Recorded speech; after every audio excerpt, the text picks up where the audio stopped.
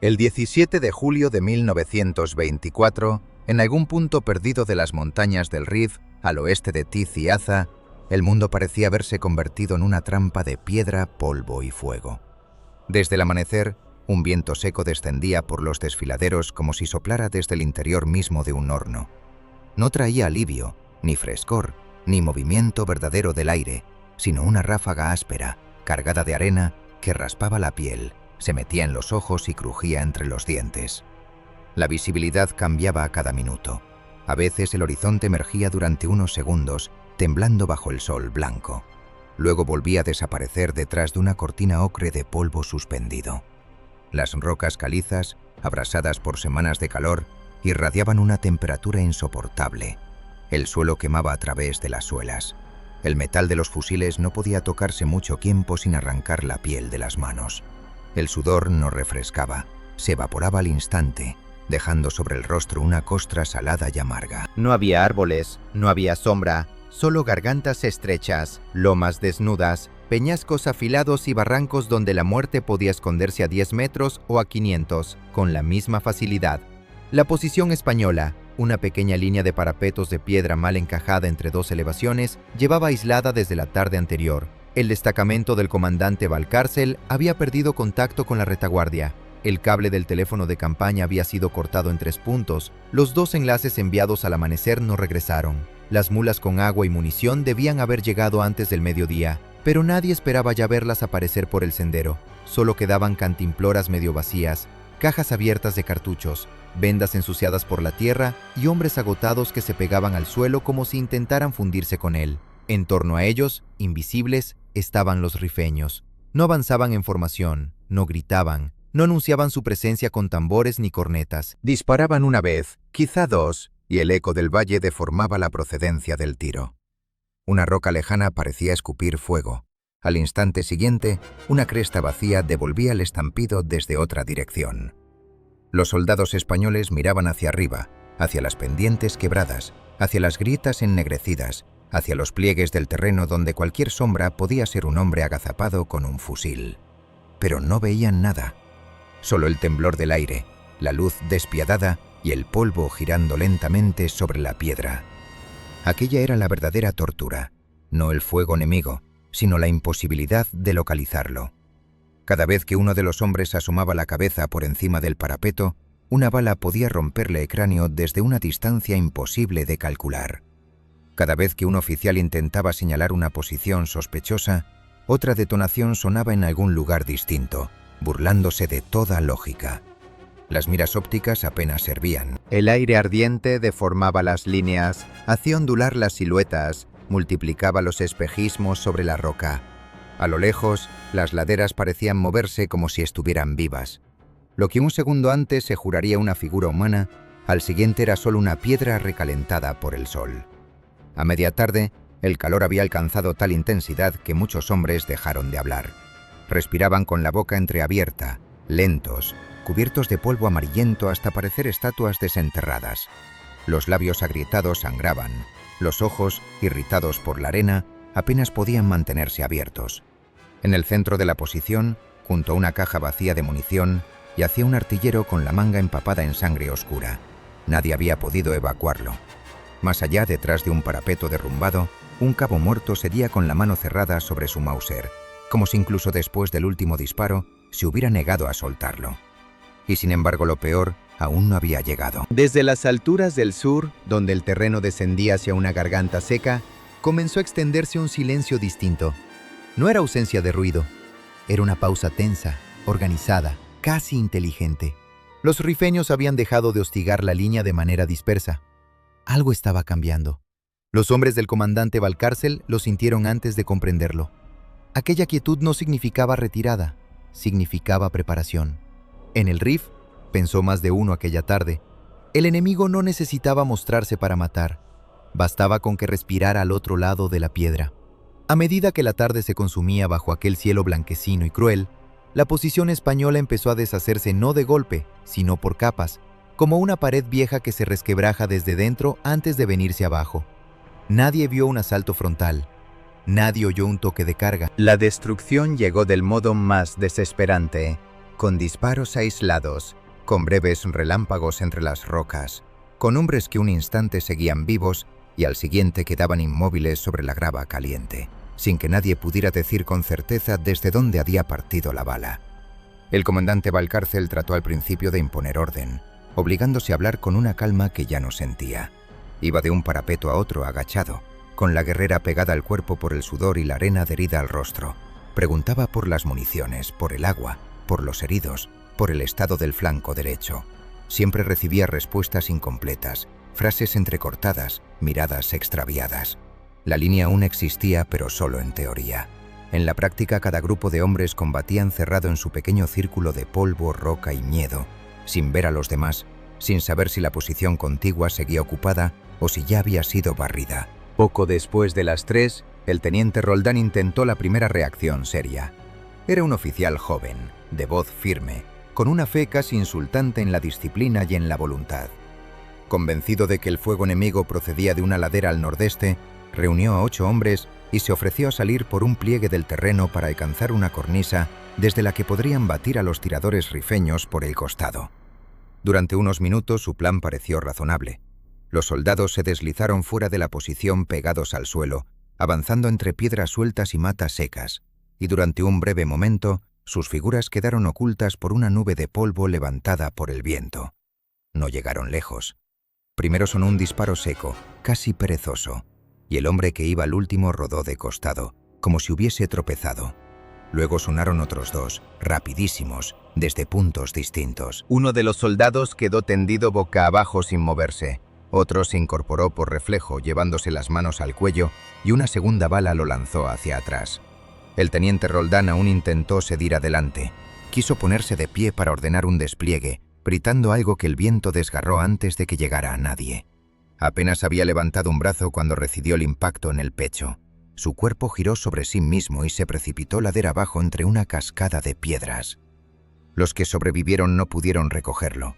Regresaron arrastrándose uno a uno, con la misma expresión vacía de quienes han tocado el borde de un abismo y han comprendido demasiado tarde que no hay suelo firme al otro lado. Después de eso, nadie volvió a hablar de contraatacar. La artillería era su única esperanza, o eso quiso creer el alférez Medina, jefe del pequeño equipo de enlace. Hacia las 4 consiguió tender un cable provisional entre 2 muretes derrumbados y un abrigo de piedra desde donde aún funcionaba un teléfono de campaña con la carcasa rajada. Medina era un hombre metódico, antiguo estudiante de ingeniería, y tenía la costumbre de corregir incluso en combate la posición de las gafas sobre el puente de la nariz. Se tendió en el suelo, sacó su mapa, limpió el sudor de la frente con el dorso de la mano y comenzó a calcular coordenadas con una obstinación casi académica, como si bastara con trazar líneas exactas sobre el papel para devolverle al mundo una lógica que ya había perdido. Durante varios minutos creyó tenerlo. El eco del valle deformaba los disparos, sí, pero el patrón de impactos sobre la posición parecía dibujar una dirección probable. Dio las correcciones, alzó la voz por el teléfono y ordenó fuego sobre una garganta pedregosa donde estaba convencido de que los rifeños habían ocultado una parte de sus tiradores. La batería desde muy atrás respondió. El primer proyectil cayó demasiado largo. El segundo estalló en una loma vacía. El tercero reventó contra una pared de roca y lanzó una lluvia inútil de esquirlas al aire abrasado. Medina seguía tratando de rectificar cuando una bala entró por la abertura entre 2 piedras y le atravesó la sien izquierda. Murió con la mano aún apoyada sobre el mapa. El teléfono quedó descolgado, balanceándose en el vacío, mientras del auricular salía una voz lejana que continuaba pidiendo nuevas coordenadas a un hombre que ya no podía responder. El fracaso de la artillería fue peor que su ausencia. Hasta entonces muchos hombres todavía se aferraban a la idea de que más allá de aquellas montañas existía un mando, un orden, una reserva de fuerza capaz de salvarlos. Cuando vieron que incluso los cañones disparaban a ciegas, que el ruido de sus propias baterías no hacía callar al enemigo ni un minuto, comprendieron que estaban solos de verdad. La certeza se extendió por la posición como una enfermedad. Los gestos se hicieron más lentos, las voces bajaron de tono. Algunos empezaron a disparar contra sombras o reflejos, más por necesidad de hacer algo que por convicción. Otros dejaron de gastar cartuchos y se limitaron a esperar, con la boca reseca y la mirada fija en las pendientes. Al caer la tarde se produjo el tercer intento. el más desesperado y quizá el más inútil de todos. El sargento Gálvez, un veterano de Melilla que presumía de conocer el monte como los pastores y de distinguir una emboscada con solo oler el aire, propuso salir por el barranco del oeste durante el crepúsculo para encontrar el paso por el que los rifeños debían de estar cerrando el cerco. Si daban con él, decía, podrían romper la envolvente o al menos abrir una vía para los heridos. Nadie le creyó del todo, pero tampoco había otra idea mejor. Reunió a 5 hombres y partió justo cuando la luz empezaba a tornarse de cobre y las crestas recortaban sombras largas sobre el suelo. Durante un cuarto de hora no se oyó nada. Aquel silencio fue quizá lo más espantoso de la jornada. Los que se quedaron en la posición imaginaban al grupo avanzando entre peñascos, bajando con cautela hacia el barranco, deteniéndose para escuchar, acercándose por fin al punto donde quizá el enemigo había dejado un hueco. Algunos llegaron a sentir un impulso absurdo de esperanza. Luego, desde abajo, subió una única ráfaga cerrada, breve y brutal, seguida por 2 disparos sueltos. Después volvió el silencio. El sargento Gálvez no regresó. Tampoco ninguno de los hombres que iban con él. Al anochecer, cuando el viento cambió y arrastró por un instante el polvo hacia el sur, pudo verse algo en el fondo del barranco. Una figura inmóvil junto a una mata seca, y un poco más allá, otra forma oscura doblada sobre sí misma entre las piedras. Nada más. El resto había desaparecido en las sombras, absorbido por aquella tierra hostil que parecía tragarse a los hombres con la misma facilidad con la que absorbía la sangre.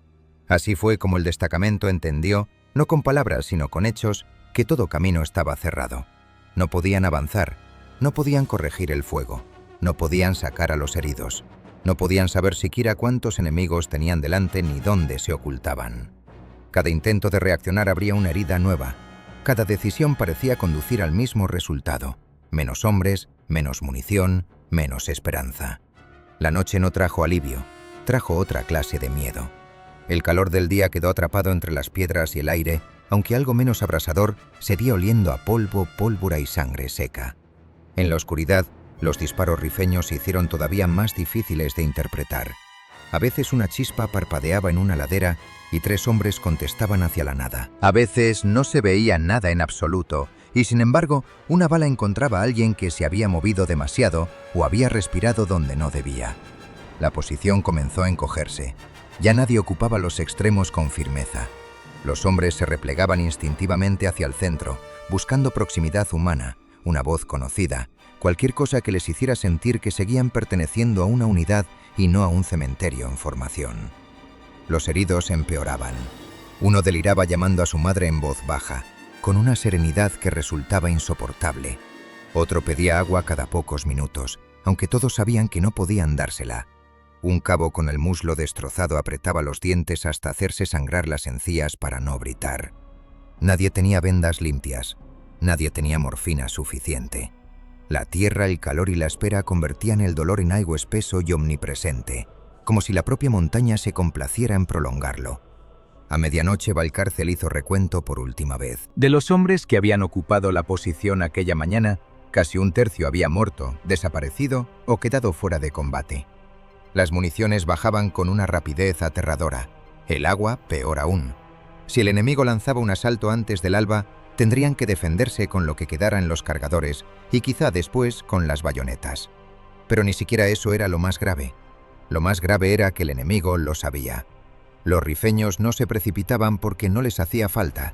Tenían el monte, la invisibilidad, la paciencia y el tiempo.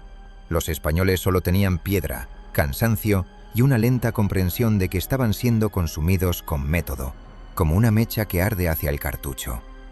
Hacia las 2 de la madrugada, cuando un disparo aislado volvió a segar la vida de un centinela en el flanco izquierdo, sin que nadie lograra descubrir al tirador, el comandante comprendió al fin la verdad desnuda.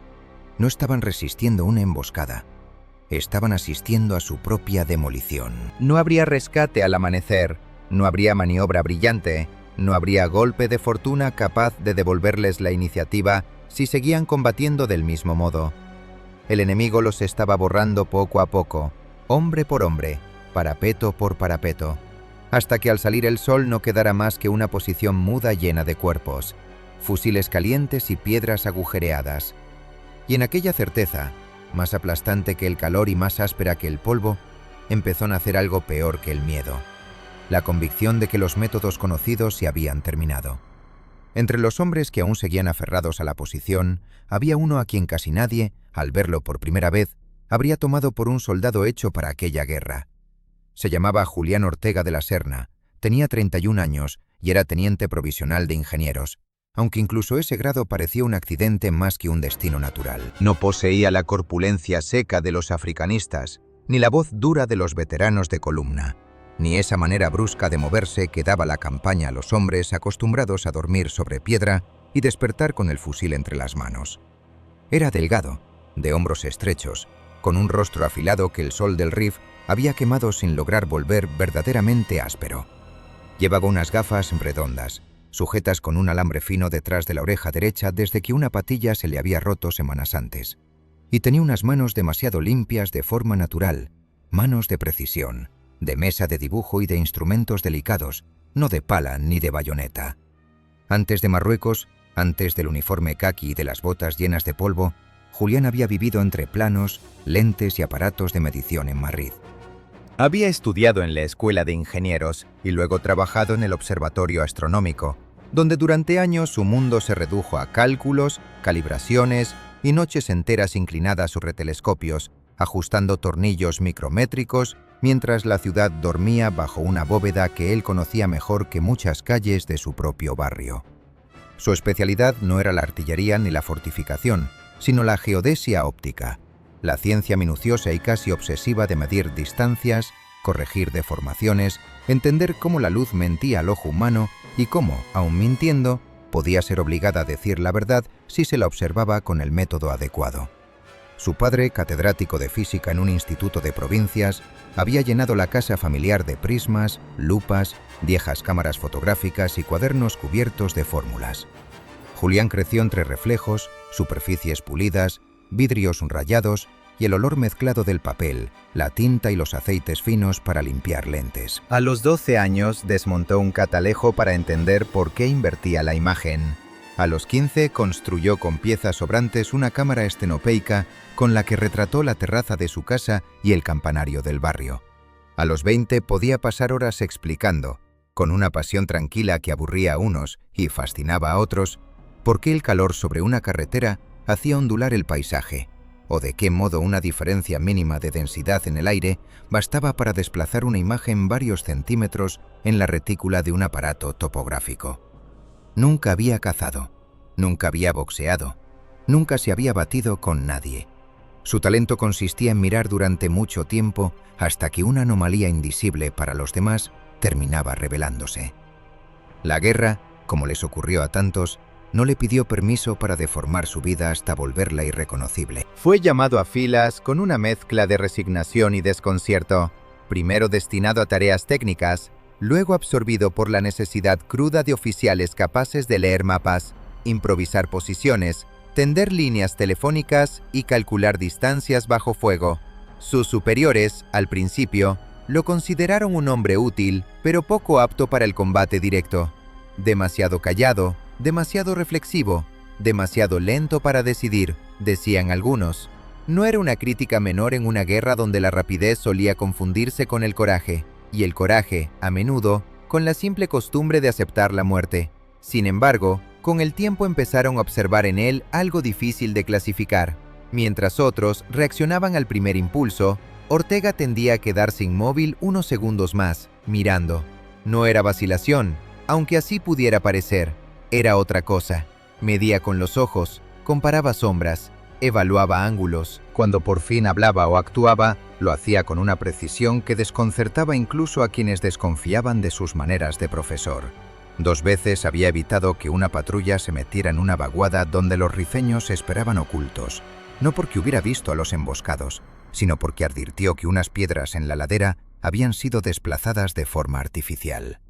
Otra vez corrigió la orientación de una ametralladora a apenas unos grados, basándose en la reverberación de un fogonazo sobre una roca lejana, y la ráfaga resultante hizo callar un nido de tiradores que llevaba 1 hora castigando una sección entera. Nadie supo explicar del todo cómo lo había deducido. Él tampoco trató de explicarlo.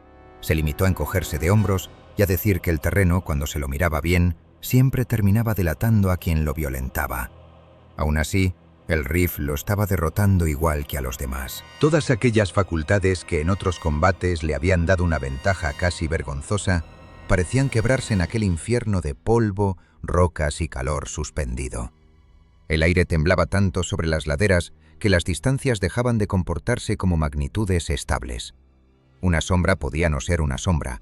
Un pliegue del terreno parecía abrirse y cerrarse según cambiaba la luz.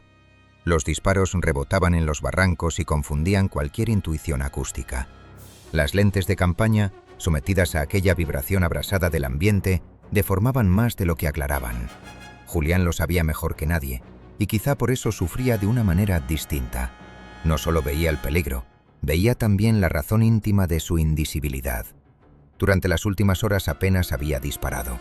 Su Mauser reposaba a su lado, cubierto de polvo fino, casi tan inútil como una vara de medir en mitad de un incendio. Permanecía tendido detrás de un murete resquebrajado, con la guerrera abierta en el cuello y la cara oscurecida por una mezcla de sudor, tierra y humo. Miraba hacia las pendientes del sur con una intensidad fatigada, como si quisiera atravesar con la vista no ya la roca, sino la propia estructura del aire. Cerca de él, un soldado murmuró que el teniente se había quedado seco por dentro, que tanto pensar lo había vuelto incapaz de actuar. Otro respondió que lo dejara en paz, que los hombres como Ortega no eran cobardes, solo estaban hechos de otra sustancia. Julián oyó ambas cosas y no corrigió a ninguno. No tenía fuerzas para defenderse, ni orgullo suficiente para ofenderse. La verdad era más simple y más cruel. Sabía que allí delante había hombres. Sabía incluso, con esa convicción fría que nace del conocimiento técnico, aproximadamente cómo debían de moverse, qué rutas elegirían, en qué ángulos muertos se esconderían, cómo aprovecharían la refracción del calor y la geometría rota del terreno para parecer parte natural de la montaña. Pero saberlo en abstracto no bastaba. Necesitaba verlos. Necesitaba un indicio, una irregularidad, una traición minúscula del paisaje. Y el paisaje hasta entonces se estaba mostrando más fiel a los rifeños que a él. Pese a todo, los que lo conocían un poco habían empezado a mirar de vez en cuando hacia su rincón con una expectativa muda. No porque fuese el más valiente ni el más fuerte, sino porque en situaciones sin salida los hombres suelen depositar su esperanza en quien parece entender algo que los demás no comprenden.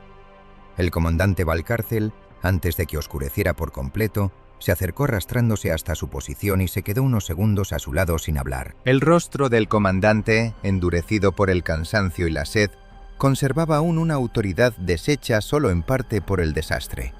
Observó la ladera, luego el perfil tenso del teniente, y al fin preguntó en voz baja si veía algo. Ortega tardó en responder. No quería mentir. Tampoco quería rendirse en voz alta. Ajustó las gafas con 2 dedos ennegrecidos, parpadeó para arrancarse el escozor de los ojos y volvió a fijar la vista en la masa trémula de piedra y penumbra que tenían enfrente. Durante un instante pareció el mismo hombre que años atrás alineaba estrellas en la retícula de un telescopio con una paciencia infinita, como si el tiempo no contara y el mundo pudiera corregirse con una precisión suficiente. Pero cuando habló, su voz salió ronca, gastada por el polvo. «Deo el problema, mi comandante». Valcárcel frunció el ceño, irritado quizá por una respuesta que sonaba evasiva. Julián siguió mirando al frente. «No veo aún a los hombres. Deo, ¿por qué no podemos verlos?». Aquella frase, extraña y casi absurda en mitad de una posición cercada, habría parecido inútil a cualquiera. Sin embargo, en él no tenía nada de delirio. Era la forma más exacta que conocía de decir la verdad. Su guerra no consistía en lanzar a otros hacia adelante ni en resistir a ciegas hasta la última bala. Su guerra, aunque todavía no lo supiera del todo, estaba a punto de empezar en el único terreno donde siempre había sido verdaderamente peligroso, el de descubrir el engaño de la luz y obligar a lo invisible a delatarse. Antes de que Julián Ortega pudiera convertir aquella intuición en algo útil, la posición volvió a pagar en sangre cada minuto de demora. La noche, lejos de protegerlos, había dado al enemigo una crueldad más serena, más segura de sí misma. En la oscuridad, los rifeños no necesitaban arriesgarse. Les bastaba conseguir allí, repartidos entre grietas, cornisas y terrazas de piedra, observando, esperando el menor movimiento, el menor descuido, la mínima necesidad humana que obligara a un español a incorporarse, a hablar, a correr, a asomarse demasiado. Así empezó la serie de pérdidas que terminó de aplastar el ánimo de los hombres, y de convencer a Ortega de que ya no quedaba margen para el error. El primero en caer fue el cabo Eusebio Mena, un andaluz ancho de espaldas, curtido por años de cuartel y campañas, que hasta aquella noche había conservado la costumbre de bromear incluso en las peores circunstancias. Tenía una voz grave, una risa fácil y esa fe testaruda de ciertos veteranos que creen haber visto ya todas las formas posibles de la desgracia. Poco antes de medianoche, se ofreció a cruzar hasta un abrigo de piedra donde yacían 2 cajas de cartuchos abandonadas al caer un enlace. La distancia no era grande, apenas 15 metros de terreno abierto entre 2 parapetos, una carrera absurda en tiempos normales, casi una condena allí. Mena pidió permiso con una tranquilidad que irritó a algunos y reconfortó a otros. Dijo que si seguían racionando la munición a ese ritmo, al amanecer estarían tirando piedras.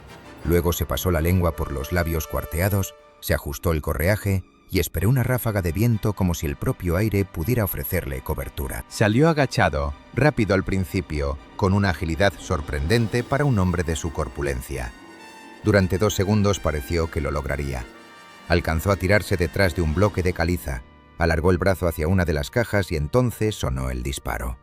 Fue un único estampido, limpio, sin eco inmediato, casi elegante en su precisión. Mena se quedó quieto en una postura imposible, medio inclinado sobre la caja, como si algo lo hubiera llamado desde muy lejos. Después su cuerpo perdió la tensión de golpe y cayó de costado. No gritó, no soltó el arma. La bala le había entrado por debajo del pómulo y le había salido detrás de la oreja contraria. Uno de los soldados quiso arrastrarse hasta él, pero una segunda bala astilló la piedra a centímetros de su mano y lo hizo retroceder a toda prisa.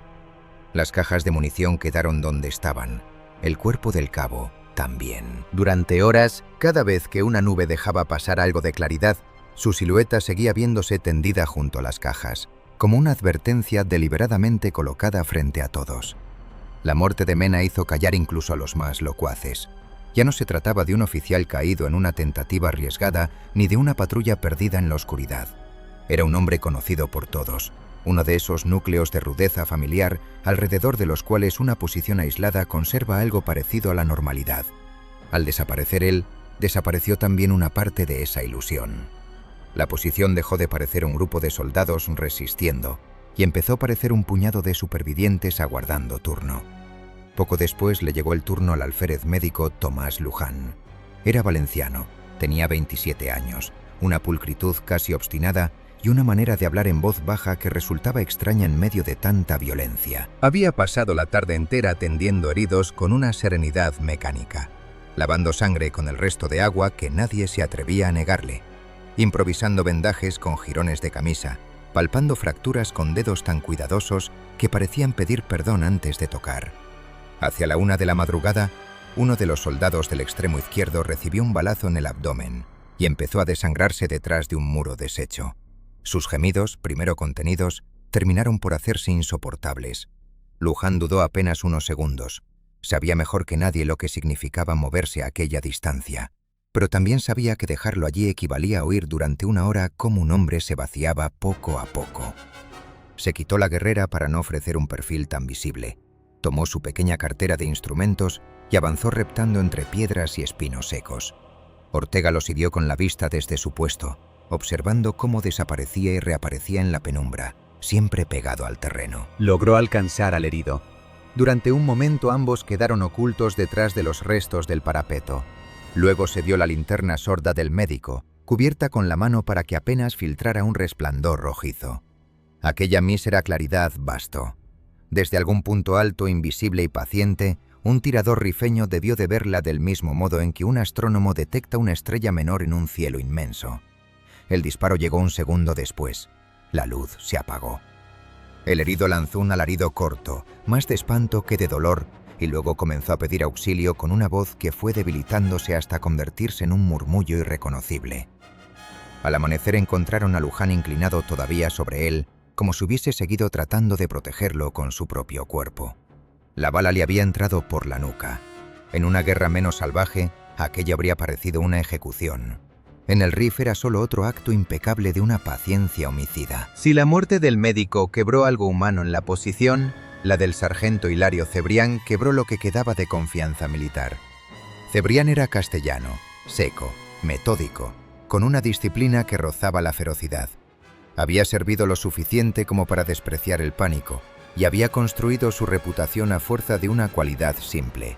Nunca levantaba la voz, nunca corría, nunca improvisaba. Los hombres obedecían porque en medio del caos su sola presencia parecía imponer una ley física. Hacia las 2 decidió que alguien debía reconocer el flanco sur, donde el relieve descendía hacia una lengua de piedra quebrada que nadie controlaba ya con seguridad. No propuso una salida amplia ni un gesto heroico. Quiso hacer algo peor y más razonable: observar. Encontró un punto elevado entre 2 moles de roca desde el que, según creía, podría dominar el paso durante unos minutos y regresar con información útil. Ortega lo vio prepararse y sintió una punzada de alarma que no supo traducir en argumentos. Quiso decirle que no era el enemigo lo que más peligro representaba allí, sino la propia naturaleza engañosa del terreno, aquella mezcla de sombra, polvo y aire caliente retenido entre las piedras que convertía toda observación en una trampa. Pero Cebrián ya estaba en movimiento. Subió con lentitud, pegando el cuerpo a la roca, el Mauser cruzado en la espalda. Alcanzó la repisa, se tendió boca abajo y durante unos segundos no ocurrió nada. Luego levantó apenas la cabeza y empezó a estudiar el barranco con unos prismáticos de campaña. Fue entonces cuando la montaña lo delató. No hubo fogonazo visible, ni silueta enemiga, ni ruido previo que permitiera anticipar el disparo. Solo un golpe seco y la brusca desaparición del sargento tras la cresta. Cayó hacia atrás sin un solo gesto de defensa, como si alguien hubiera cortado la cuerda invisible que lo sostenía al mundo. Su cuerpo quedó atascado entre 2 piedras, con un brazo colgando en el vacío. Los prismáticos resbalaron ladera abajo y fueron a detenerse junto a unas matas blanquecinas. Nadie se movió para recogerlos. Nadie quiso mirar demasiado tiempo en aquella dirección. Cebrián era la prueba viviente de que incluso la prudencia, incluso la experiencia, incluso la observación pura habían dejado de servir. Los 3 habían muerto de forma distinta. Uno por tratar de salvar la munición, otro por tratar de salvar una vida, el tercero por tratar de entender el terreno. 3 impulsos elementales de cualquier defensa: abastecer, socorrer, reconocer. Los 3 castigados con la misma eficacia impersonal. Julián Ortega conocía a los 3. Había compartido tabaco con Mena la semana anterior, cuando aún era posible encender un cigarro sin miedo a traer una bala. Había hablado con Luján sobre lentes quirúrgicas y lupas de precisión en una conversación absurda y casi feliz durante una jornada de retaguardia. Había discutido con Cebrián pocas horas antes sobre la conveniencia de mover una ametralladora 20 metros más al norte. Ahora los 3 eran cuerpos inmóviles repartidos por la ladera, y cada uno de ellos parecía señalar, desde su silencio definitivo, la misma verdad despiadada. Todo lo que un soldado sabía hacer en condiciones normales se había vuelto insuficiente. El efecto sobre los hombres fue devastador. Algunos empezaron a mirar el suelo para no ver los lugares donde yacían sus compañeros. Otros, por el contrario, no podían apartar la vista, como si contemplar los cuerpos fuese una manera de obligarse a aceptar la realidad. Un soldado muy joven, casi un muchacho, preguntó 2 veces si de verdad no podían ir a buscarlos. Nadie le respondió. Otro empezó a persignarse cada vez que oía un disparo, aunque juraba no haber pisado una iglesia desde niño. La sed, el cansancio y la falta de sueño convertían los pensamientos en círculos cerrados. Había hombres que apretaban tanto el fusil que les sangraban las palmas. Otros murmuraban cálculos sin sentido sobre cuántas balas les quedaban, cuánto tardaría en salir el sol, cuántos pasos había entre un parapeto y otro. La posición entera respiraba como un animal herido, a sacudidas, en un estado próximo a colapso. Valcárcel seguía desplazándose de un lado a otro, pero incluso en él comenzaban a asomar grietas. Tenía la mirada de un hombre que aún se niega a abandonar el mando, aunque ya sabe que el mando sobre ciertas cosas es una ilusión. Al pasar junto a Ortega se detuvo otra vez. No preguntó nada en esta ocasión. Miró primero el cuerpo lejano de Mena, apenas entrevisto entre las piedras, luego el lugar donde había caído Luján, después la repisa en que se había colgado el brazo inerte de Cebrián. Finalmente bajó la vista hacia el ingeniero. Julián notó que en torno a ellos el aire parecía aún vibrar con los restos del calor del día, aunque la noche se hubiera asentado por completo. Las sombras de las rocas no eran sombras firmes, sino masas inciertas que se desplazaban con un temblor casi líquido. Cada grieta parecía más honda de lo que era. cada piedra duplicada por la oscuridad y el cansancio. Por un instante sintió que el propio paisaje estaba colaborando activamente con el enemigo, ofreciéndole capas de distorsión, ángulos muertos, espejismos, negándole a él, que había dedicado media vida a corregir errores ópticos, la posibilidad misma de una lectura fiable. Fue entonces cuando comprendió con toda crudeza que el tiempo de las observaciones pacientes se había terminado. Si seguían esperando un indicio claro, un blanco neto, una oportunidad reconocible dentro de las reglas habituales, al amanecer no quedaría nadie para aprovecharla. Los muertos de aquella noche no representaban solo pérdidas dolorosas, eran la prueba experimental de una hipótesis espantosa. Cada método ensayado había sido invalidado, cada gesto lógico había fracasado. La posición ya no estaba siendo defendida, estaba siendo disuelta. Ortega cerró los ojos un instante y escuchó. No el enemigo, no los gemidos, no el roce del viento contra las piedras. Escuchó el zumbido de su propio pensamiento tensándose hasta el límite, obligándose a buscar una salida allí donde toda salida parecía imposible.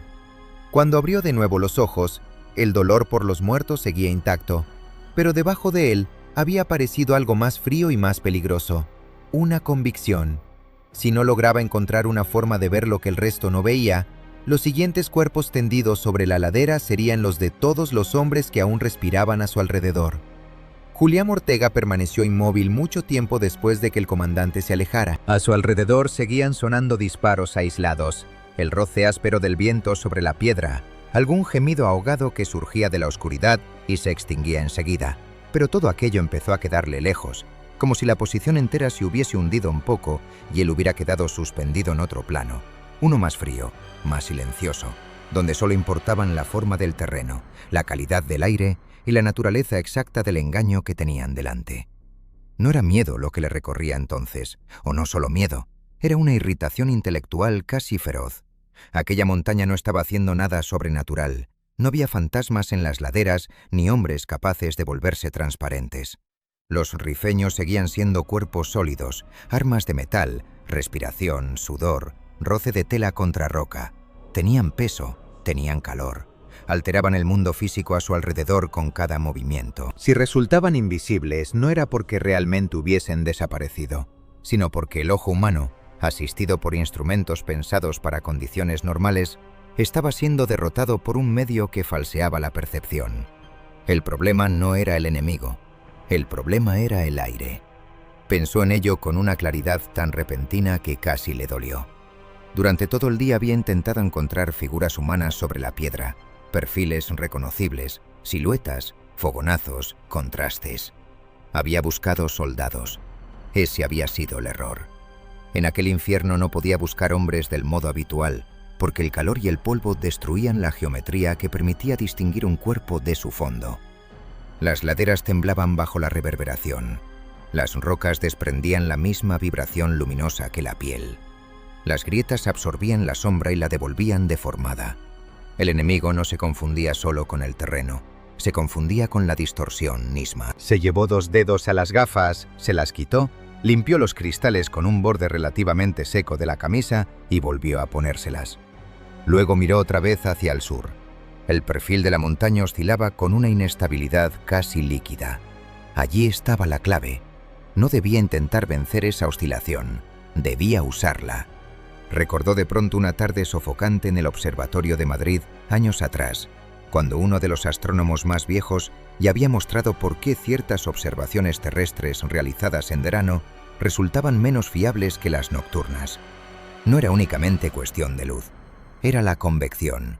Las capas de aire, al calentarse de manera desigual sobre superficies distintas, variaban de densidad y obligaban a la luz a desviarse una y otra vez en trayectorias mínimas, suficientes para emborronar un borde, desplazar una línea, hacer vibrar un objeto inmóvil hasta que parecía respirar. También recordó experimentos más antiguos aún, de su época de estudiante, cuando había colocado una llama detrás de un sistema de lentes imperfectamente ajustado y había visto cómo el aire caliente la delataba mejor que la propia combustión.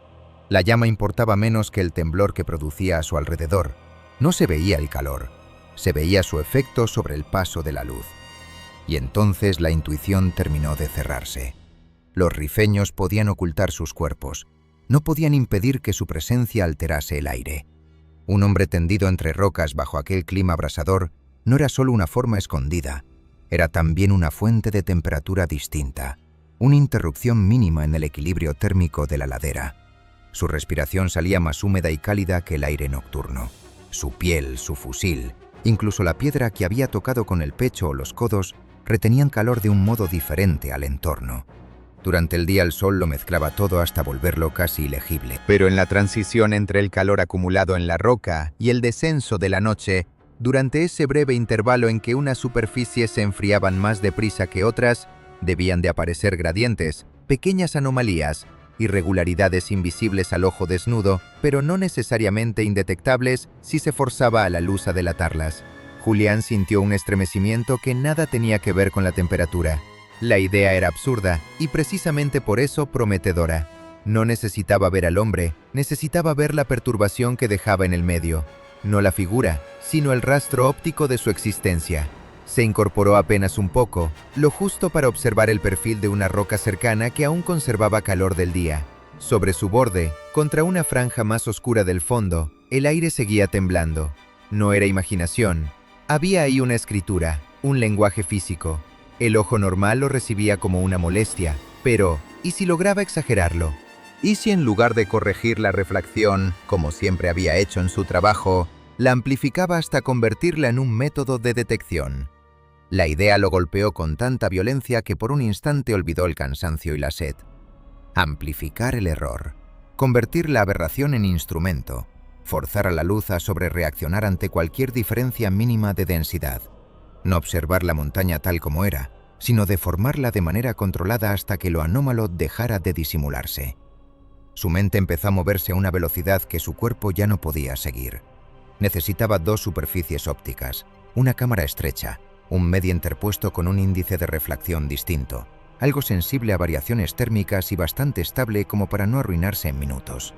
No debía producir una imagen limpia, al contrario, la nitidez convencional sería enemiga del efecto. Lo que buscaba era un sistema tosco, sensible, exagerado, capaz de volver visible una turbulencia que normalmente pasaría inadvertida.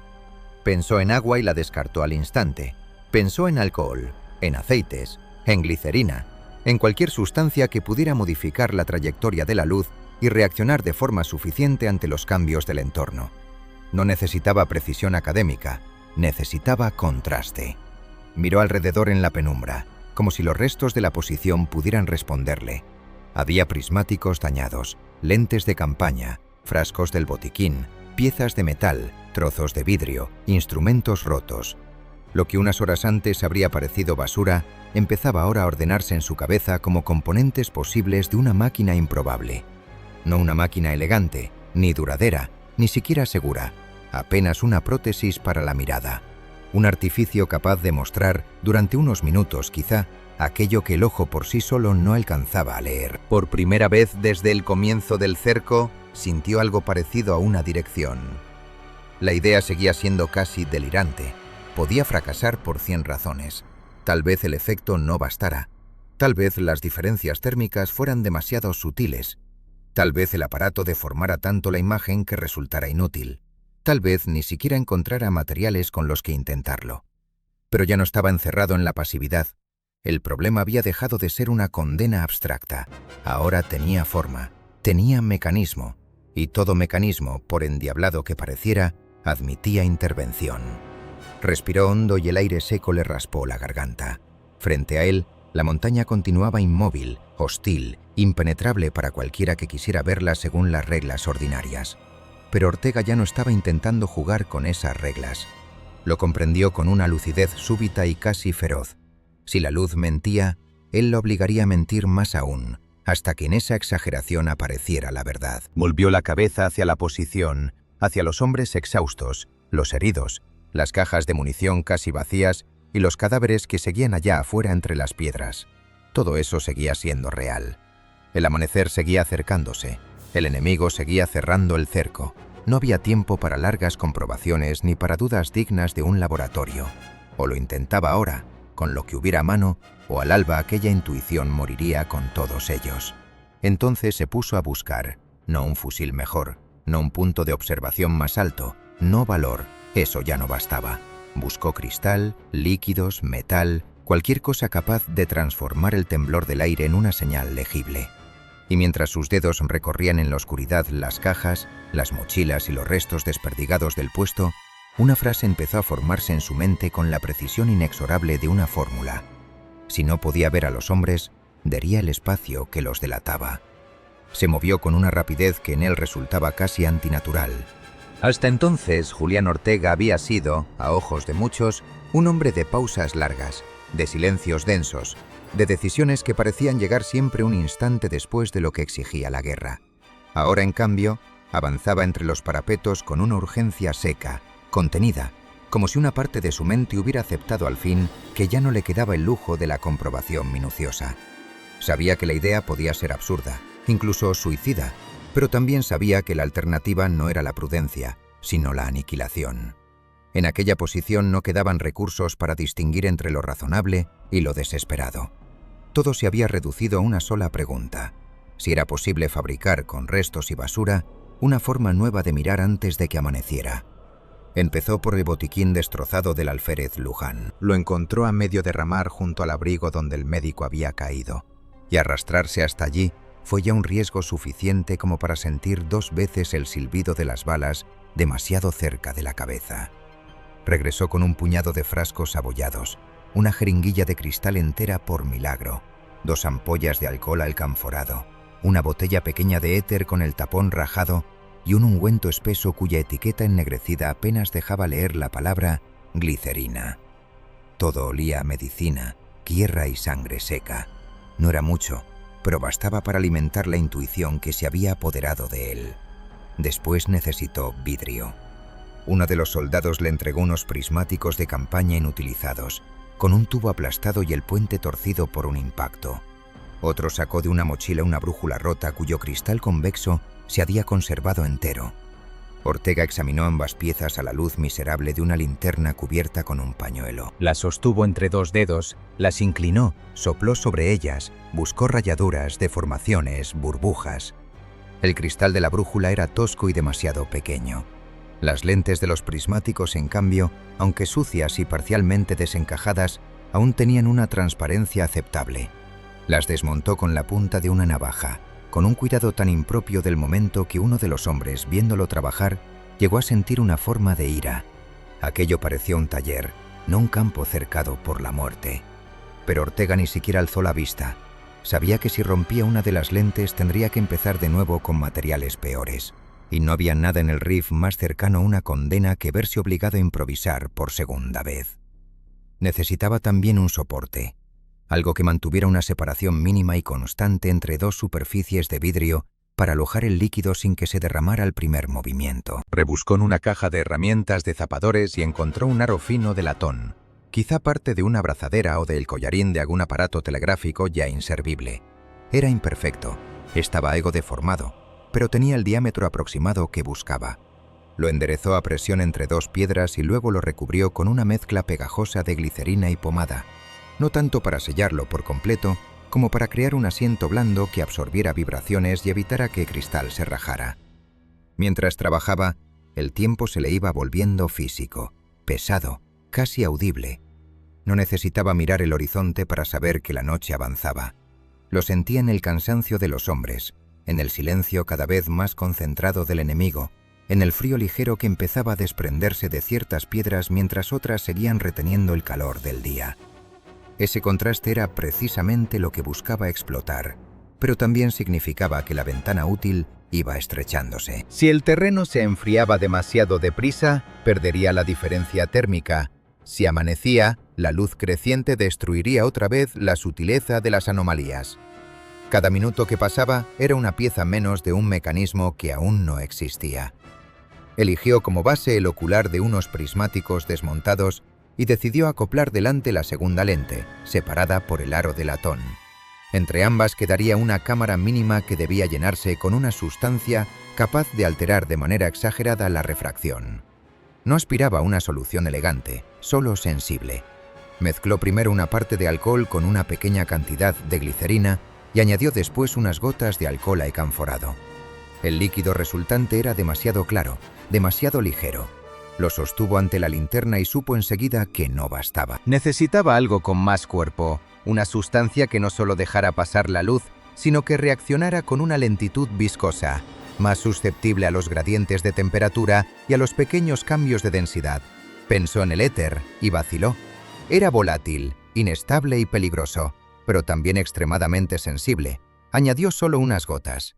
La mezcla se enturbió por un instante y luego recuperó cierta transparencia aceitosa, con reflejos sucios que normalmente habría considerado un defecto intolerable. Allí, sin embargo, el defecto era precisamente la promesa del efecto. Removió el líquido dentro de una cucharilla de campaña con la aguja de la jeringuilla y observó cómo pequeñas vetas internas tardaban en desaparecer. Sonrió sin darse cuenta. La sustancia no corregía la luz, la maltrataba. Eso era exactamente lo que quería. Uno de los soldados, un aragonés joven llamado Beltrán, lo observaba desde hacía rato con una mezcla de incredulidad y obediencia. Tenía el labio partido, los ojos hundidos por la sed y la cara tiznada como si hubiera salido de una fragua. Cuando Ortega le pidió que sostuviera la linterna más cerca, Beltrán obedeció, pero no pudo evitar murmurar que aquello no parecía un arma. Julián siguió trabajando. No tiene que parecerlo. No fue una frase teatral, la dijo casi para sí. Lo que estaba montando no era un arma en el sentido conocido, sino una prótesis del ojo, una agresión deliberada contra la imagen normal del mundo.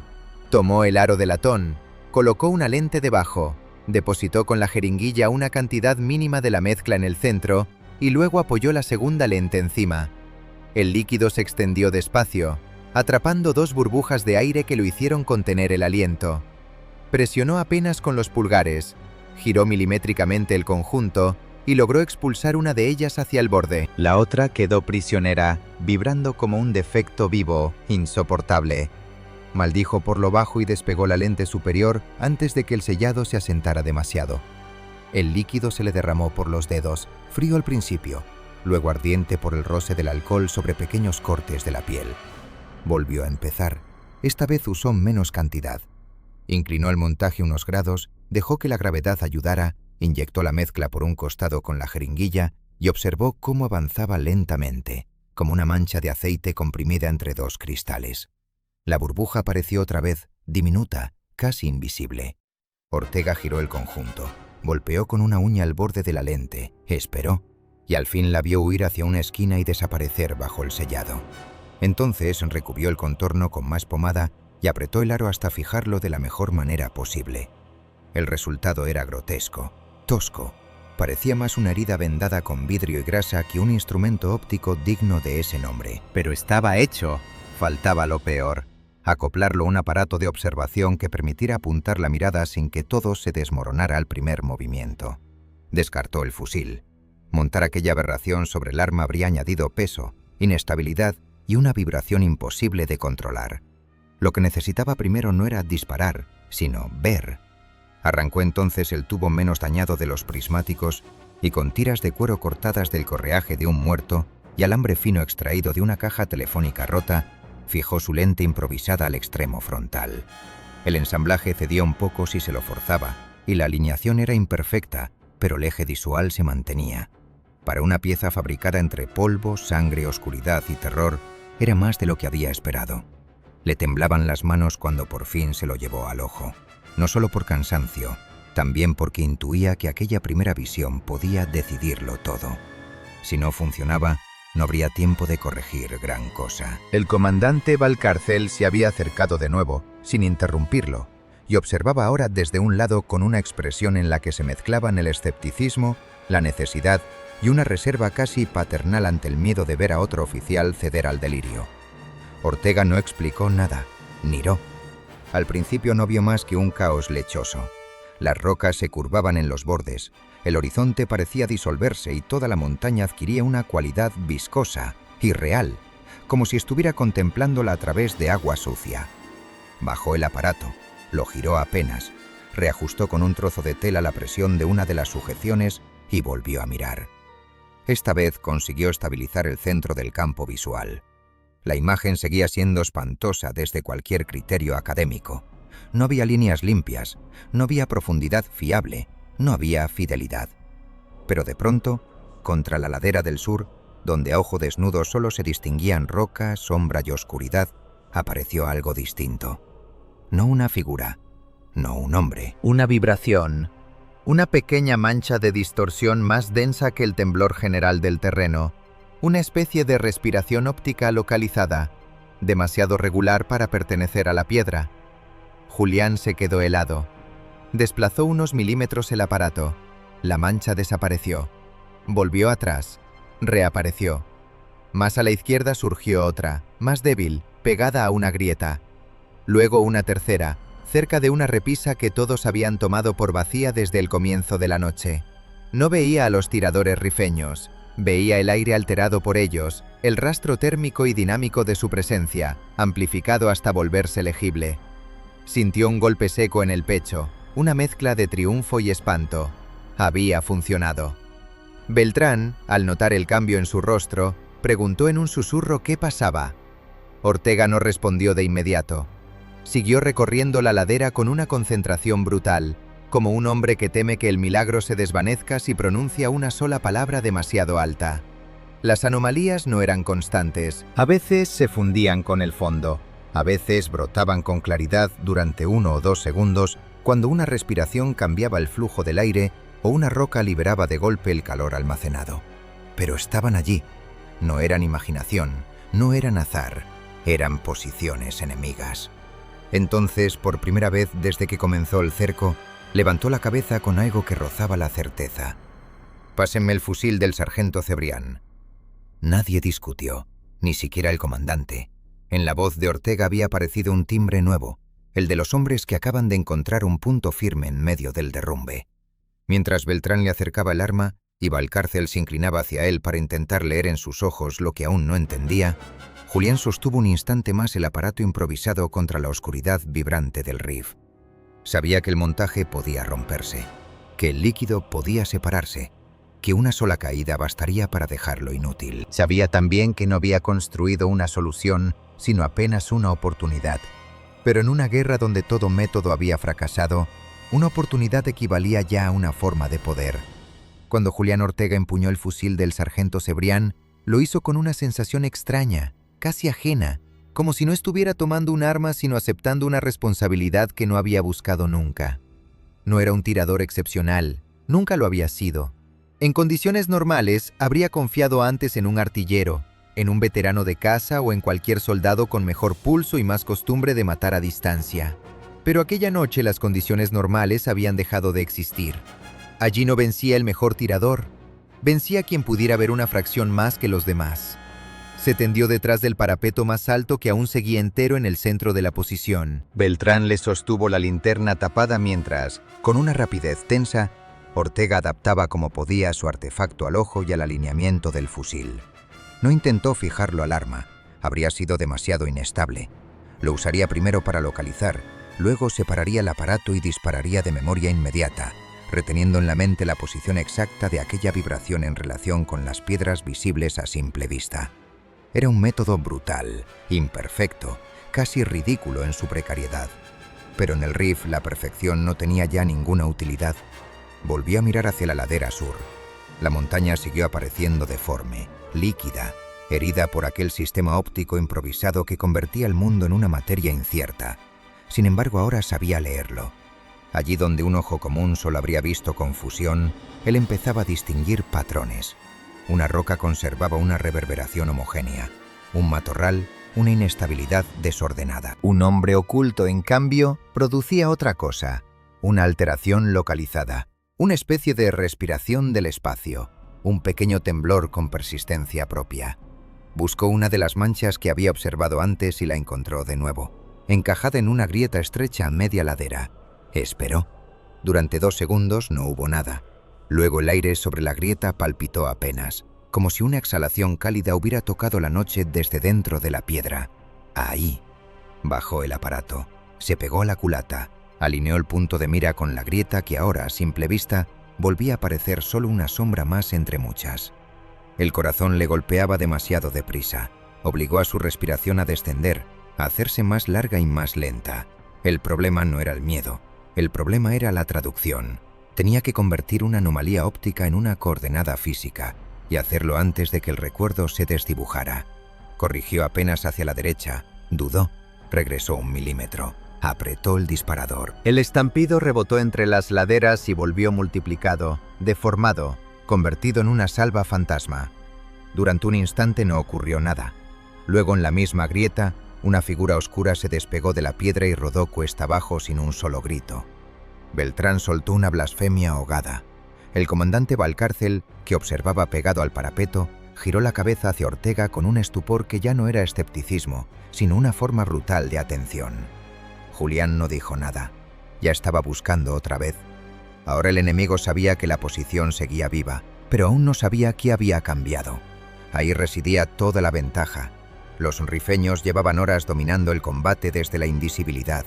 Conocían el terreno, el ángulo de los parapetos, el desgaste de los hombres que tenían enfrente.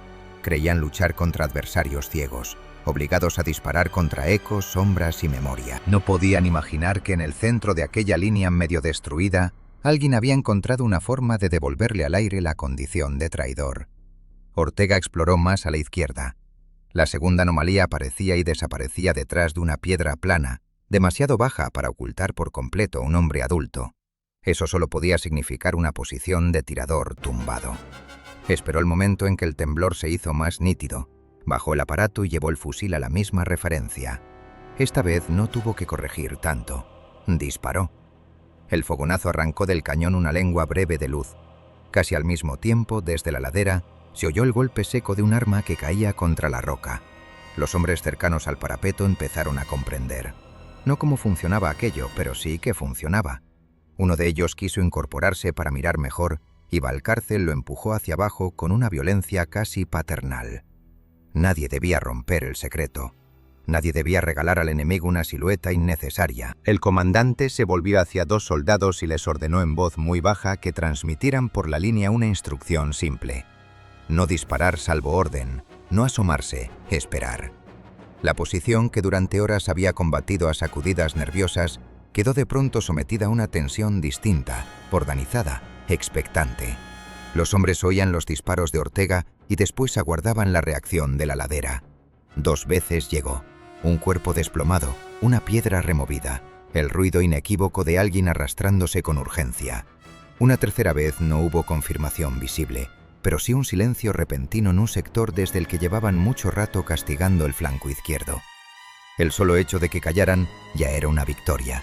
Entonces el enemigo respondió, no con una carga, sino con desconcierto. Desde las alturas empezó a llegar fuego irregular, mal dirigido, demasiado abierto. Varias balas impactaron lejos de la posición, arrancando polvo a rocas que nada tenían que ver con el parapeto central. Otras pasaron muy por encima, como si los tiradores rifeños hubieran perdido de pronto la certeza sobre la ubicación exacta de sus blancos. Acostumbrados a dominar una línea estática y agotada, se encontraban ahora con disparos precisos que surgían desde abajo sin exponerse, como si la montaña, hasta entonces aliada suya, hubiese cambiado de lealtad en mitad de la noche. Ortega lo percibió antes incluso de formularlo. El enemigo seguía siendo peligroso, pero ya no era dueño absoluto del combate. Por primera vez tenía que moverse, y en cuanto se movía, se delataba más. A través del aparato vio una deformación mayor descender por una pequeña canal de piedra, demasiado ancha para corresponder a una simple cabeza asomada.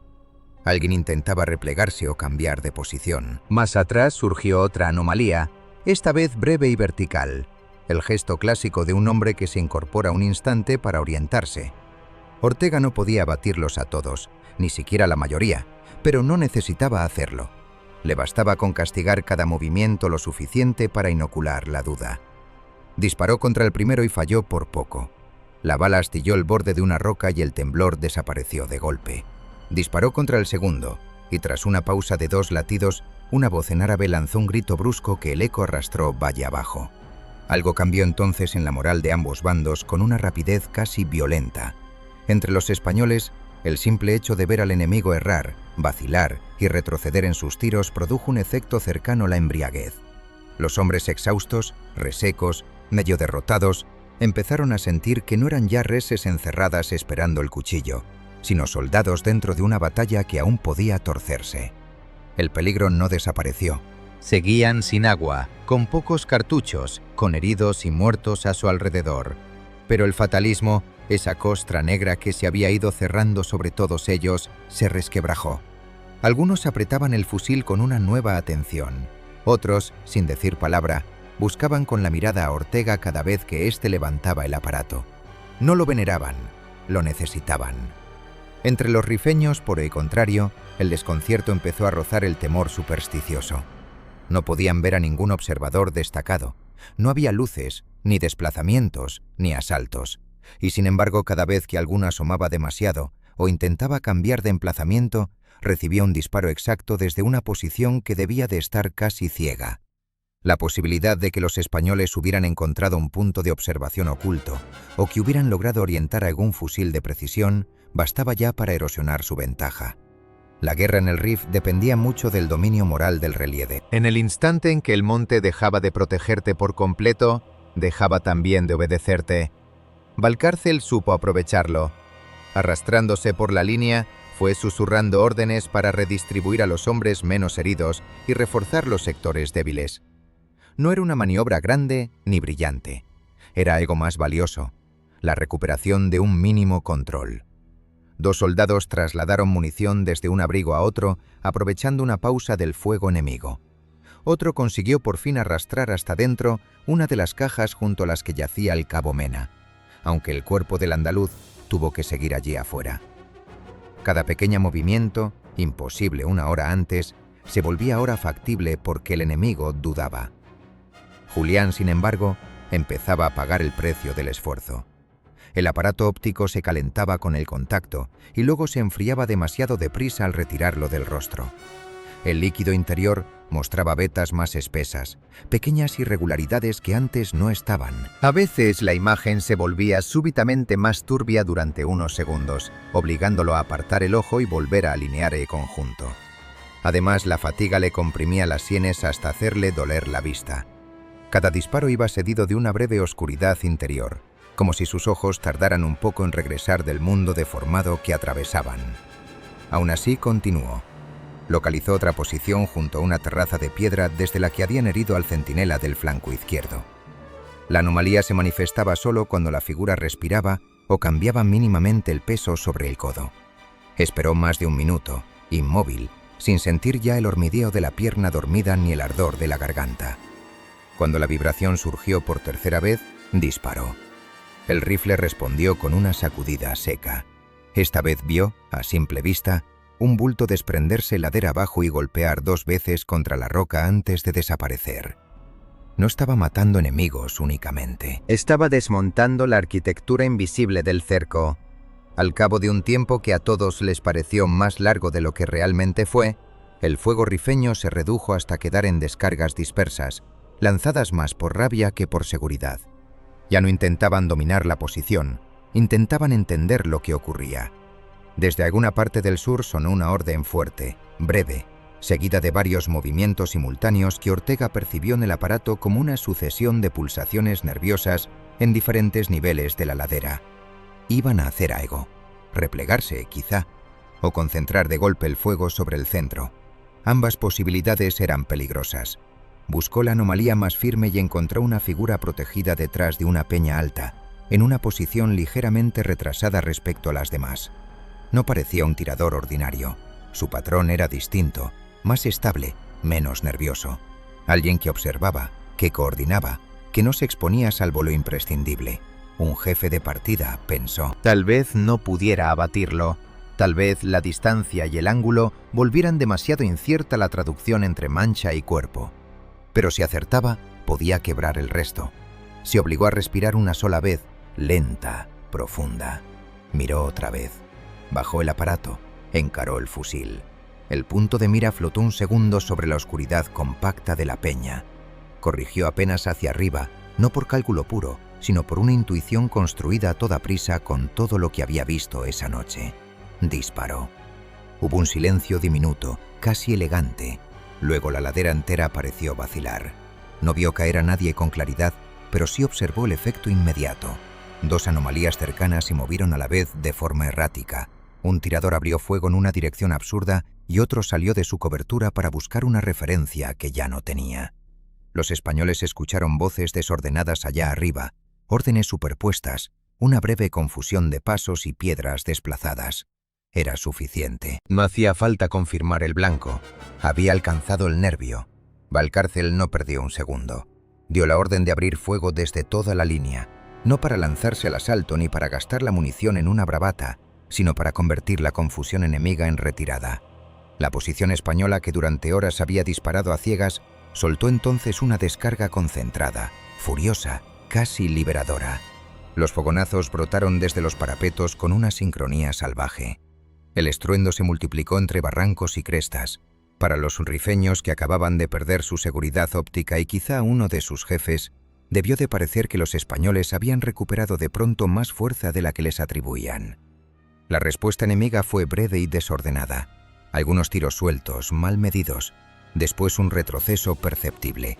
No una huida caótica, sino una retirada rápida hacia posiciones más altas y menos comprometidas. A través de su aparato moribundo, Ortega vio cómo las anomalías se alejaban ladera arriba, haciéndose más débiles, más dispersas, hasta fundirse otra vez con el temblor general del monte.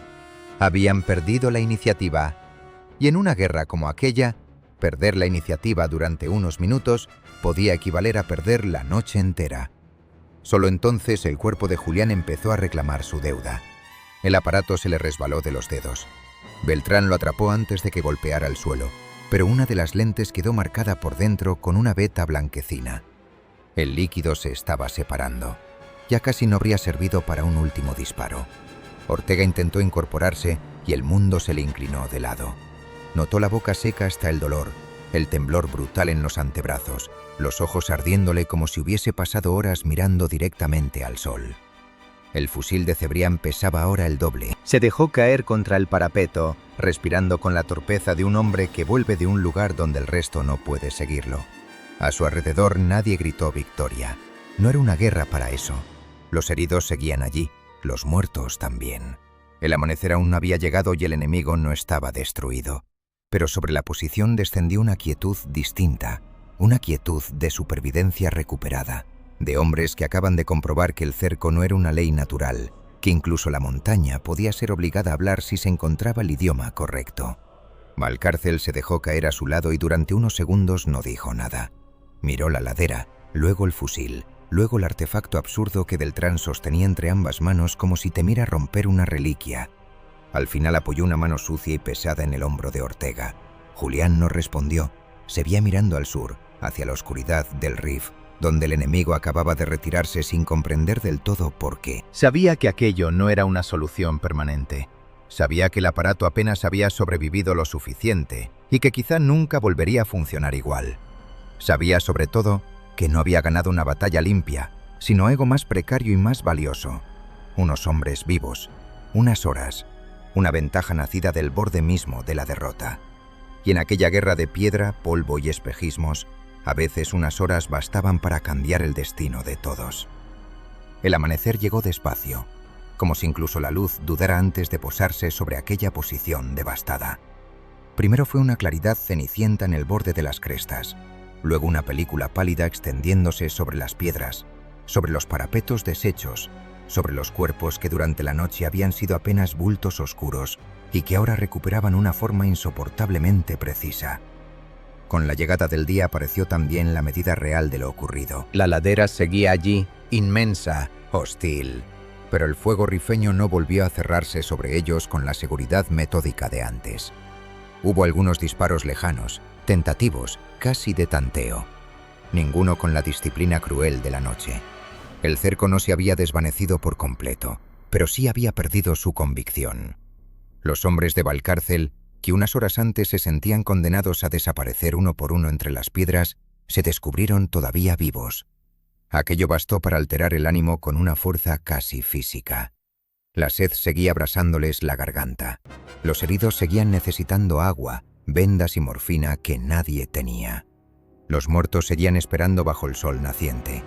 Pero ahora la posición respiraba de otro modo, ya no como un grupo resignado a la demolición, sino como una línea maltrecha que, contra toda lógica, había logrado obligar al enemigo a retroceder. Poco después de salir el sol, aprovechando que el fuego desde las alturas continuaba disperso, consiguieron recuperar varios cuerpos. El cabo Eusebio Mena fue traído de vuelta con las manos aún endurecidas en torno a la caja de cartuchos que había intentado rescatar. Al médico Luján lo levantaron con un cuidado casi ceremonial, como si todavía pudiera sentir el dolor de cada movimiento.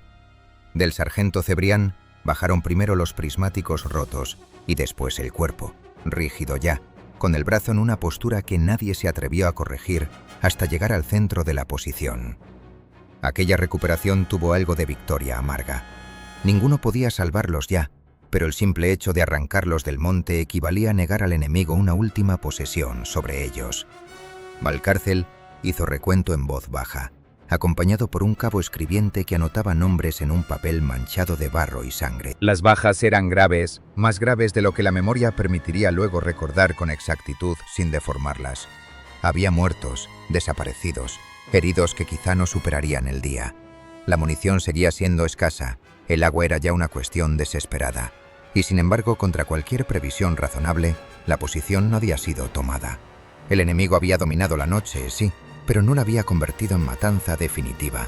Algo había interrumpido el mecanismo, algo lo bastante desconcertante como para introducir la duda en quienes, hasta entonces, habían combatido con la certeza del relieve a su favor. Ese algo descansaba ahora en las manos de Beltrán, envuelto en un trozo de manta, como si fuera un objeto sagrado o una pieza de contrabando. El artefacto improvisado de Ortega parecía incluso más ridículo a la luz del día que en la oscuridad. Las lentes estaban sucias. Una de las juntas rezumaba una veta seca y blanquecina. El aro de latón se había deformado ligeramente, y el líquido interior, ya casi arruinado, mostraba una separación de capas que lo convertía en una curiosidad enferma más que en un instrumento fiable. Nadie, al mirarlo por primera vez, habría deducido que durante una noche entera había bastado para invertir el sentido de una batalla. Precisamente por eso resultaba todavía más perturbador. Julián Ortega apenas podía sostenerse sentado. Tras el esfuerzo de la noche le ardían los ojos, tenía las manos agarrotadas y una fatiga tan profunda que por momentos el mundo parecía llegarle con retraso, como si la realidad necesitara cruzar una distancia excesiva antes de alcanzarlo. No se sentía victorioso, ni siquiera especialmente lúcido, se sentía vacío.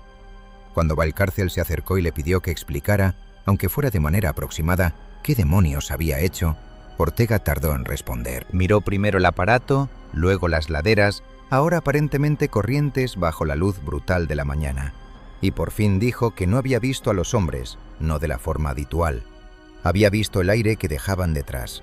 Había obligado a la luz a exagerar el daño que su presencia causaba en el espacio. El comandante lo observó con una mezcla de incomprensión y respeto. Era evidente que no entendía la mitad de las palabras técnicas que Julián podría haber usado para precisarlo mejor, pero entendía lo suficiente. El enemigo se había ocultado en el terreno, y aquel ingeniero flaco, de manos más aptas para un observatorio que para un parapeto africano, había encontrado una manera de arrancarlo de esa invisibilidad. En el Rif, donde la superioridad solía pertenecer a quien conocía mejor el monte y sabía desaparecer en él, aquello rozaba lo milagroso. La noticia corrió por la posición antes de que nadie decidiera contarla. Corrió además, deformándose con la rapidez natural de todas las historias nacidas bajo presión extrema. Unos decían que Ortega veía el calor de los cuerpos detrás de las piedras, otros que distinguía la respiración enemiga en la oscuridad. Algunos aseguraban que había usado un cristal especial encontrado en el equipo de un rifeño muerto.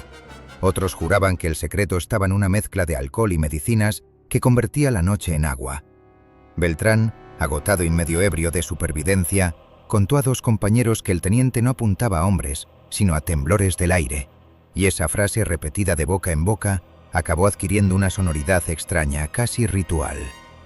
Para la hora del mediodía ya había quienes lo llamaban, no sin una mezcla de admiración y desconfianza, el hombre que veía el espacio. Cuando por fin llegó un pequeño destacamento de socorro desde retaguardia, alertado por las señales tardías y por el hecho de que la posición no había dejado de responder del todo, encontró no una defensa derrumbada, sino una guarnición exhausta que seguía ocupando el terreno. Los oficiales de relevo escucharon las primeras versiones con la expresión incrédula de quien sospecha exageraciones nacidas de la sed, del miedo y de la noche. Esa incredulidad duró poco. Bastó con examinar el estado del combate, la distribución de los impactos, el comportamiento anómalo del fuego enemigo durante las últimas horas y, sobre todo, el objeto que Beltrán entregó con la solemnidad torpe de un sacristán para que surgiera una atención de otro tipo. Ya no era la curiosidad condescendiente hacia una anécdota de cerco, era interés militar. Ortega fue evacuado con los ojos vendados a medias para protegerlos de la luz y con el aparato guardado en una caja de vendajes vacía, como si se tratara de una pieza de evidencia.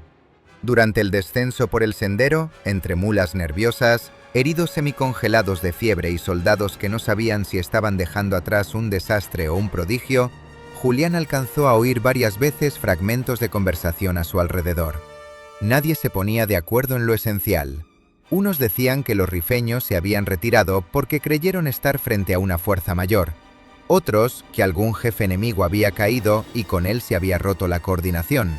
Otros, en fin, repetían simplemente que algo en aquella noche había salido mal para el monte, y esa formulación, tan imprecisa como poderosa, le pareció la más cercana a la verdad.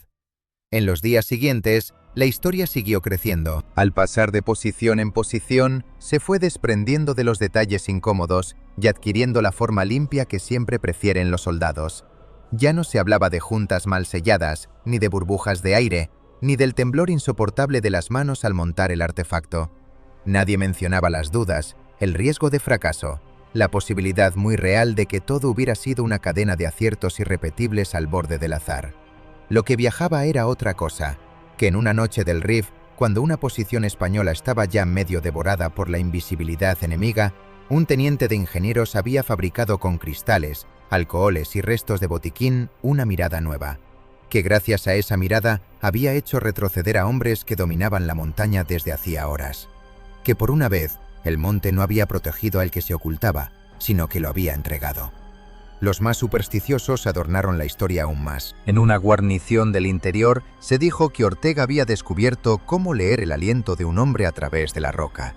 En otra, que poseía lentes traídas de Europa con las que la noche se volvía translúcida. En Melilla, según contaría Allen meses después, circuló la versión de que el teniente podía distinguir un corazón enemigo latiendo detrás de una tapia de adobe. Julián, cuando oyó una de esas variantes por primera vez, sonrió con cansancio y no hizo nada por desmentirla. Sabía que la verdad exacta importaría poco frente a la necesidad de convertir una supervivencia improbable en una narración soportable. Lo cierto era menos mágico y más inquietante. Lo que había ocurrido esa noche no prometía una solución definitiva ni una ventaja estable. El artefacto había funcionado durante un tiempo mínimo, en unas condiciones concretas, gracias a una combinación irrepetible de materiales, temperatura, relieve y desesperación. Pero también era cierto que había funcionado. Y en una época en la que casi todo el combate dependía aún de la vista desnuda y de ópticas pensadas para no traicionar la geometría del mundo, descubrir que precisamente la traición de esa geometría podía convertirse en arma abrió una grieta nueva en la imaginación militar. Valcárcel, ya en retaguardia, firmó un parte sobrio, casi áspero, en el que evitó cualquier tono grandilocuente. Aún así, hubo una frase que llamó la atención de quienes la leyeron después. La posición se sostuvo durante la noche gracias a un método de observación no reglamentario que permitió localizar tiradores ocultos por alteraciones visibles del medio. Era una frase seca, administrativa, desprovista de épica, y sin embargo en su sequedad residía quizá la mejor prueba de que aquello había sucedido de verdad. La leyenda vendría después.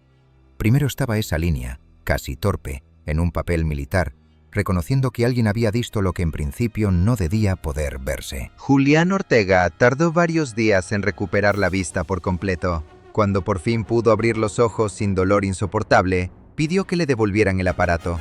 Se lo llevaron envuelto con cuidado. Lo sostuvo entre las manos y lo examinó largo rato sin hablar. Bajo la luz tranquila de una habitación de campaña, ya no parecía un instrumento de combate ni un objeto legendario. Parecía lo que de hecho era, una tentativa provisional nacida del borde de la ruina, un error vuelto método, una herejía óptica improvisada para arrancarle una noche más a la muerte. Lo dejó sobre la mesa y apoyó la espalda en la pared. Afuera, muy lejos ya del parapeto donde todo había ocurrido, la guerra seguía.